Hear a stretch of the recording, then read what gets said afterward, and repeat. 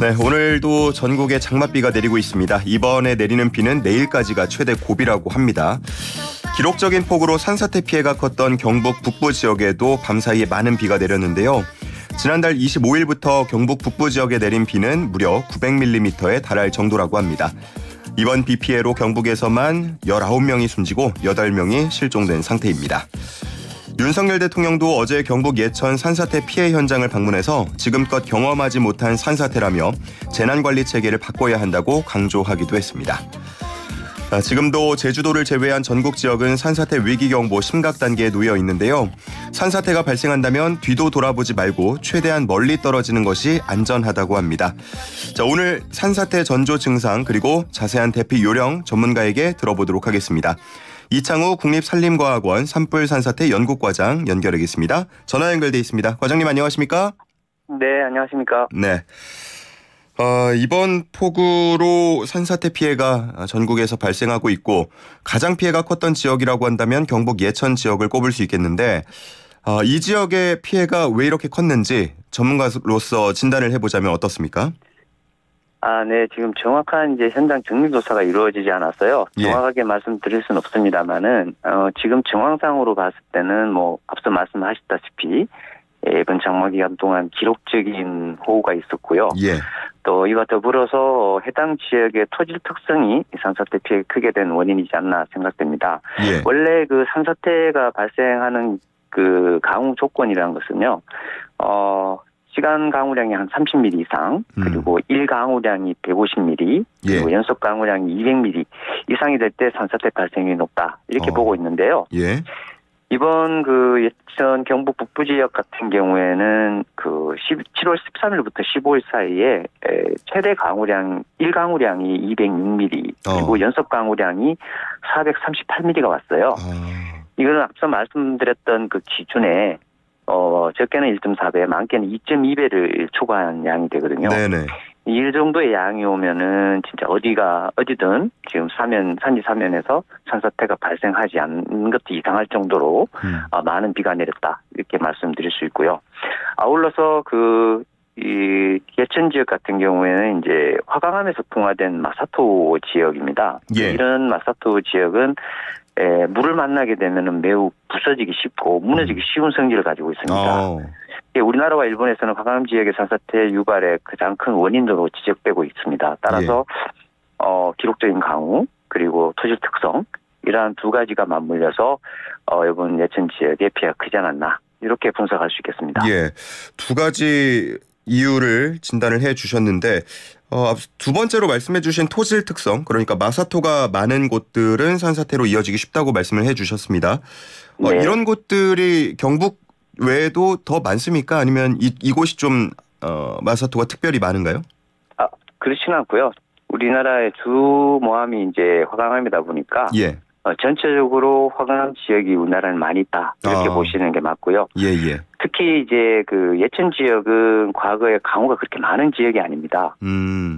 어쨌든 지질 조건은 조금 위험한 조건을 가지고 있었지만 기존에는 이제 비가 적게 오다 보니까 피해가 적었었는데 이번에 이제 큰 비가 내리다 보니까 피해가 더 커졌다 이렇게 보실 수가 있을 것 같습니다. 산사태에 취약한 토질 특성을 가진 곳들이 우리 전국에 많다라는 말씀을 해주셨습니다. 자, 인터뷰 이어가기 전에요. 저희 지금 또 재난방송이 하나 들어와서 이 내용 전해드리고 인터뷰 이어가도록 하겠습니다. 조금 전 오전 10시 31분입니다. 행정안전부에서 요청한 호우경보 변경에 의한 발표고요. 재해 지역은 경기 화성시입니다. 오늘 오전 10시 반 수원시 화성시 지역에 호우경보가 발효됐습니다. TV나 라디오, 스마트폰 등을 통해서 내가 있는 지역의 기상 상황을 계속해서 알아보고 주변에 있는 사람에게 알려주시기 바랍니다. 차량은 속도를 줄여서 운행하셔야겠고요. 물에 잠긴 도로나 지하차도, 교량 등으로 통행하지 않도록 주변에 있는 사람에게 알려주시기 바랍니다. 개울가나 하천변, 계곡, 해안가 등 급류에 휩쓸리거나 침수 위험이 있는 지역에는 접근하지 마시고요. 주변에 있는 사람에게 알려주시기 바랍니다. 침수 지역이나 산간, 계곡 등 위험 지역에 있거나 대피 권고를 받았을 경우에는 주변에 있는 사람과 함께 즉시 안전한 곳으로 대피하시기 바랍니다. 공사장, 전신주, 지하공간, 축대, 옹벽, 담장 등 위험 지역에는 접근하지 마시고요. 농촌 지역에서는 농작물과 시설물 피해가 발생하지 않도록 배수로 정비, 비닐하우스 결박, 과수 지주시설 고정 등 미리 대비를 하시고 농사와 관련된 작업 등 야외 활동은 하지 마시기 바랍니다. 자, 이상 내용 행정안전부에서 알려드렸습니다. 자, 인터뷰 다시 이어가겠습니다. 과장님. 네네. 예, 지금 산사태 우려가 심각 수준입니다. 제주도를 제외한 전국 지역에 산사태 심각 경보가 발령돼 있는데 산사태 심각 경보라고 하면은 이게 얼마나 위험한 수준인 겁니까? 네, 그 산사태 위기경보는 이제 광역시도 단위로 산사태 발생 가능성이라든지 인명피해 발생 가능성이 높을 때 이러한 정보들을 종합해서 결정하게 되는데요. 예. 그 중에서 가장 높은 단계가 심각 단계입니다. 관심, 주의, 경계, 심각 이렇게 4단계로 나눠져 있는데요. 심각 단계는 대규모 산사태가 발생하였거나 발생할 가능성이 농후할 때, 그리고 산사태로 인명피해가 발생한 경우에 주로 발령되고 있습니다. 특히 이제 산사태 예측 정보라고 해서 산사태 주의보, 경보 이 정보를 우리 산림청에서 제공하고 있는데요. 전국에서 시군구가 이러한 경보 지역, 주의보 지역에 해당되는 것이 한 30% 이상이 될 때 발생된다 이렇게 보시면 됩니다. 즉 지금 현재 상황을 종합해 보면 결국 어느 산지에 비가 오고 있는 산지에는 산사태 발생 가능성이 상당히 높은 상태. 이런 상태를 이제 심각 단계라고 보시면 될 것 같습니다. 예. 지금 산사태가 발생하는 가장 큰 원인 뭐 2가지를 꼽는다면 폭우랑 지진을 꼽지 않습니까? 네네. 이번에는 폭우가 그 원인이 되고 있는 건데 폭우가 내리게 되면은 아무래도 뭐 약해진 집안이 흘러내릴 수 있어서 산사태 위험이 더 커지는 겁니까?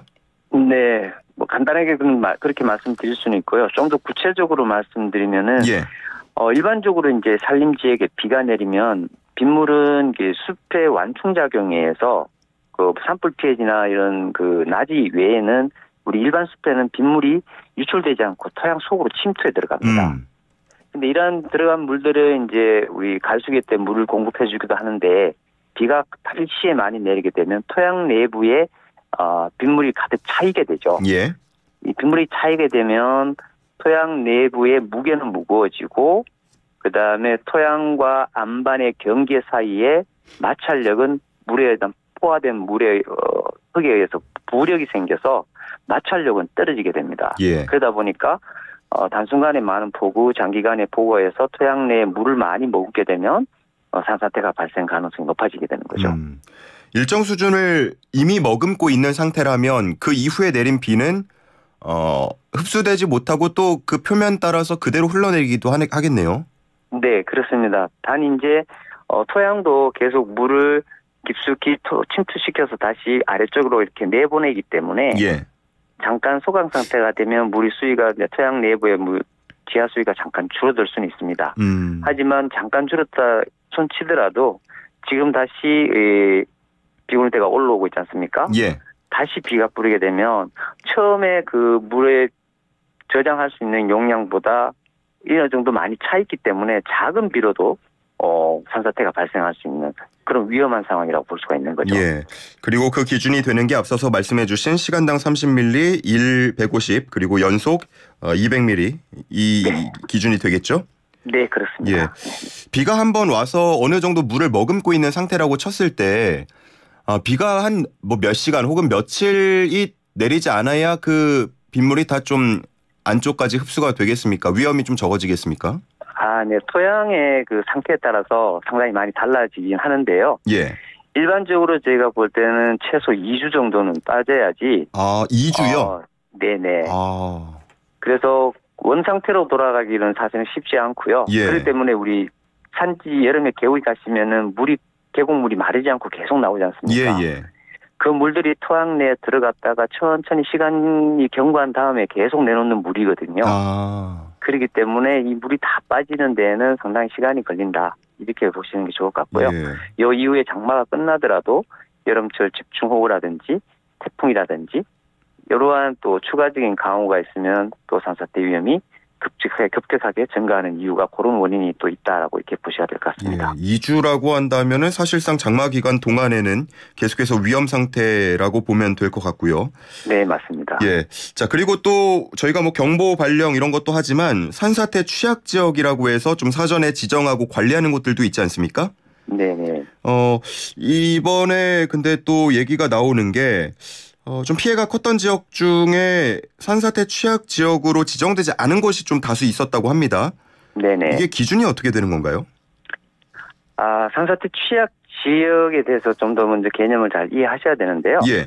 산사태 취약 지역의 지정은 이제 산사태 발생 우려 지역에 대해서 저희가 현지 조사를 하고 예. 위험 우선 순위에 따라서 지자체가 조례에 의해서 지정합니다. 현재 우선순위에 따라서 취약 지역이 지정된 곳은 어떻게든 지금 관리를 철저히 하고 있습니다. 예. 때문에 산사태 피해가 덜 발생한 것으로 생각해야 합니다. 그러니까 우리나라 이제 전국을 대상으로 산사태 취약 지역을 지금 지정하고 있는데요. 예. 이 지정이 완료된 것이 아닙니다. 아직도 계속 조사를 통해서 취약 지역을 지정 확대해 나가고 있는 중간이고요. 예. 이번에 산사태가 취약 지역에서 발생하지 않는 곳은 위험하지 않다는 것을 의미하는 게 아니라 앞으로 언젠가는 그 산사태 취약 지역으로 지정될 가능성이 매우 높았던 곳으로 보는 것이 좀 타당할 것 같습니다. 예. 전국에 뭐 산림이 100만여 곳 된다 뭐 이런 얘기를 본 적이 있는데 이게 실질적으로 다 조사를 하고 산사태 취약 지역이다 아니다 가리고 우선순위를 정하려고 하면은 인력도 그렇고 시간도 굉장히 많이 필요할 것 같은데요. 네, 그렇습니다. 이제 그게 다 저희가 인력은 다 현장 조사에는 물론 들어가겠지만 예. 일단 위험하다고라는 지역을 추려내는 작업이 먼저 들어가야 되겠죠. 예. 그래서 전국 산지를 대상으로 저희가 산사태 위험 지도, 토속류 피해 예측 지도라고 하는 전국화된 지도를 가지고 그 지도에서 가장 위험하고 또 피해 취약성이 큰 사람이 많이 산다든지 아니면은 재산 피해가 큰 지역, 이런 지역을 따로 추출해냅니다. 그래서 먼저 대상지를 선정하고 예. 그 선정된 대상지를 대상으로 실태 조사를 실시해서 우선순위를 정하게 된다는 겁니다. 그러니까 이번에 피해가 발생한 곳들 가운데 다수가 산사태 취약 지역으로 지정돼 있지 않은 것들은 네네. 이미 위험성이 더 컸던 곳들은 대비를 해서 막았고 네. 이런 곳들은 앞으로 지정될 가능성이 있는 곳들이었는데 대비가 충분히 되지 않은 상태에서 이번에 피해가 발생했다 이렇게 보면 되는 거죠? 충분하지 않다기보다는 일단 그보다 더 급한 곳을 먼저 지정을 해서 예. 대비를 했고 예. 이제 추후에 그런 지역들은 계속 보완해서 지역에서 관리하겠다 이렇게 이해해 주시면 될 것 같습니다. 네. 그러면 산사태 취약 지역으로 지정이 되면 어떤 대비들을 하게 되는 겁니까? 기본적으로 우리가 대책에는 사방 구조물 대책, 비구조물 대책 이렇게 나누고 있습니다. 예. 구조물 대책이라고 하는 것은 사방 댐과 같은 구조물을 설치를 해서 옹벽 같은 그런 구조물을 설치해서 산사태가 직접 발생하는 것을 직접적으로 막는 그런 대책이 되겠고요. 예. 비구조물 대책은 경계 피난과 같이 피해 요인을 회피해 버리는 거죠.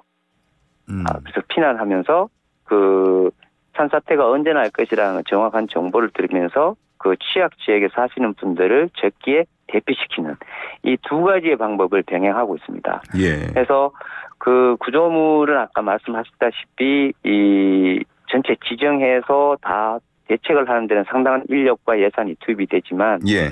그게 다 완성이 되면 좋겠습니다만은 그 와중에 사각 지역이 분명히 생길 것이고 예. 그러한 것에 대비해서 저희는 이제 비구조물 대책, 경계 피난을 동시에 병행하고 있다 이렇게 보시면 될 것 같습니다. 예. 물론 인력과 시간이 부족하다는 거는 충분히 이해가 되고 상황을 알겠습니다만 최근에 이상 기후도 많이 발생을 하고 있고 뭐 이렇게 장마 그리고 호우 집중호우 이런 것들이 좀 많아지고 있는데 네. 조금 더 취약 지역 지정을 확대해야 된다 이런 의견들도 나오고 있는 것 같아요. 네. 어떻게 속도를 조금 더 내실 계획 같은 것들도 이렇게 있는지도 궁금하네요. 네. 산림청에서는 지금 지속적으로 인력과 예산을 투자해서 지금 계속 확대해 나가고 있습니다.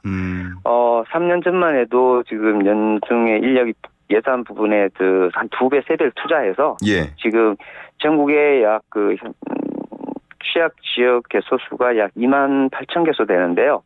최근에 엄청나게 많이 지정을 하고 관리를 늘려가고 있다. 이렇게 보시면 될 것 같습니다. 알겠습니다.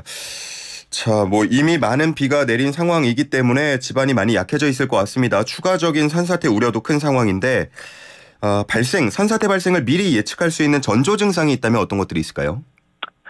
네, 산사태의 대표적인 전조 증상이라고 하는 것은요, 그 땅이 울리는 소리가 난다든지, 갑자기 그 비탈면에서 많은 물이 샘솟는다든지, 예. 네, 그리고 계구의 물이 좀 맑은 물에서 갑자기 흙탕물로 변한다든지, 그리고 산에서 그 바람이 불지 않은데도 나무가 흔들리거나 넘어진다든지, 예. 뭐 이러한 현상들을 대표적인 산사태 사전 징후 이렇게 징후가 있다라고 말씀드릴 수 있을 것 같습니다. 예.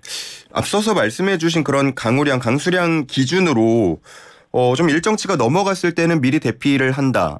뭐 이런 것도 가능하겠습니까? 네, 당연합니다. 지금 산림청에서는 산사태 정보 시스템을 이용했어요. 앞서 말씀드렸던 산사태가 발생 가능성이 있는 기준 강우량을 넘어서게 되면 주의보, 산사태 주의보, 산사태 경보 정보를 제공하고 있고, 이러한 정보들을 지자체 그리고 취약 지역이나 위험 지역에 사시는 분들한테 정보를 제공해서 사전에 대피하도록 그렇게 조치하고 있습니다. 예. 뭐 새벽 시간 혹은 미리 대피를 하지 못한 경우에 갑자기 토사가 밀려 들어온다. 그런 경우도 발생할 수 있을 것 같은데, 물론 대피가 어렵겠습니다만 만약에 그런 상황이 닥쳤을 때 조금이라도 피해를 줄일 수 있는 방법 같은 것도 있을까요? 네. 앞서 말씀하셨다시피 낮 시간대에 대피하는 것이 가장 좋겠습니다만은 뭐 그렇지 않은 경우가 많이 있겠죠. 그럴 때는 이미 산사태가 발생해서 대피를 못했다라고 할 때는 산사태가 발생해서 토사가 내려오고 있을 때 산사태가 진행하는 방향의 직각에서 가장 멀어지는 방향은 높은 곳으로 대피하는 게 좋습니다. 자세히 조금 설명만 좀 해주시겠어요? 이게 중력 방향으로, 그러니까 위쪽에서 아래쪽으로 거의 토사가 흘러내려오지 않습니까? 예. 그러면은 그 토사에 내려오는 상하 방향으로 움직이는 것이 아니라 횡방향으로, 옆방향으로. 네. 그러니까 예를 들어 12시에서 6시 방향으로 토사가 흘러내려온다 그러면 3시 방향이나 9시 방향 이런 쪽으로 움직이라 이 말씀이신 거죠? 네, 맞습니다. 그쪽으로 대피하시면서 그쪽 대피하는 방향 쪽에서도 가장 지대가 높은 곳. 높은 쪽으로? 네네. 그런 쪽으로 대피하시는 게 가장 좋습니다. 알겠습니다. 그리고 그 토사가 주로 많이 유입이 되지 않습니까? 예. 그래서 그런 것들이 잘 유입이 되는 뭐 지하 주차장이나 그리고 또 고압 전선주 주변에 이런 데는 또 2차 피해가 발생할 수 있기 때문에 접근 자체를 자제해 주시는 게 좋겠습니다. 예. 저희가 뭐 물에 빠지거나 위험이 있을 때는 구명조끼를 챙기는 것처럼 네네. 혹시 뭐 이렇게 토사에 좀 휩쓸릴 위험이 있을 때 필요한 도구나 뭐 물건 이런 것들도 있겠습니까? 토사는 사실은 물하고 좀 다르기 때문에 딱히 토사에 특화된 그 안전 장비는 없습니다. 단 이제 산사태에 고립이 됐을 때 일정 시간 연명할 수 있는 장비들은 따로 우리가 그 구명 피상용품으로 구비할 수 있습니다. 그런 것들을 평소에 미리 준비해 두셨다가 피난할 때 그걸 같이 가져감으로써 좀 더 좋은 환경에서 대피할 수 있는, 피난할 수 있는 그런 환경은 미리 좀 갖춰두는 게 좋을 것 같습니다. 예, 알겠습니다. 자, 이제 마지막 말씀으로요. 지금 이 상황에서 우리가 할 수 있는 산사태 대비 요령, 어떤 것들을 기억하고 숙지해야 할지 강조 한번 부탁드리겠습니다. 네, 그 산사태 피해를 방지하기 위해서는 평소에도 꾸준한 관심을 기울여 주셔야 되는 게 좋은데요. 가장 중요한 것은 산사태 발생 단계별의 행동 요령, 이런 것도 좀 숙지할 필요가 있을 것 같습니다. 앞서 말씀드린 내용의 반복이 될 수도 있겠는데요. 평소에는 그 사전에 그 내가 대피할 곳의 장소, 그리고 대피 경로, 이런 것들을 미리 좀 숙지해 주시는 게 좋겠고요. 비상용품도 미리 준비해 두는 게 좋겠습니다. 그리고 그 비가 올 때는 앞서 말씀드린 산사태 정보 시스템을 통해서 산사태 스마트 산림재 앱이라든지 이런 웹과 스마트폰을 이용해서 산사태 예경보 정보를 취득하실 수가 있습니다. 그런 정보들을 지속적으로 좀 확인해 주시고요. 내가 있는 주변 그리고 내 집 주변에서 이러한 산사태 주의보 경보가 발령된 곳이 있다면, 혹은 유관기관에서 관공서에서 대피 명령이 떨어졌다면 신속히 대피가 이루어져야 되겠습니다. 그리고 대피하실 때는 2차 피해 예방을 위해서 집에 전기나 가스 차단해 주시고 대피 장소로 이동하시는데 혹시 그 이러한 위험 정보를 주변의 이웃도 또 모르고 계시는 이웃도 계실 수가 있으니까 피난하실 때는 이웃에게 위험 상황을 모르는 이웃에게도 전파하셔서 같이 대피할 수 있도록 유도해 주는 게 좋겠습니다. 예, 알겠습니다.